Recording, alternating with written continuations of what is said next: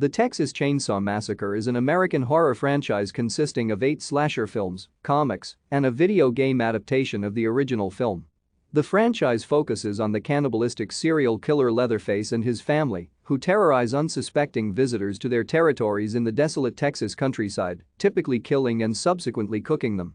The original film was released in 1974, directed by Tobe Hooper and written by Hooper and Kim Henkel. Hooper and Henkel were involved in 3 of the later films.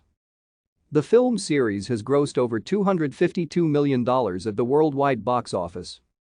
The Texas Chainsaw Massacre, released in 1974, written and directed by Tobe Hooper, was the first and most successful entry in the series.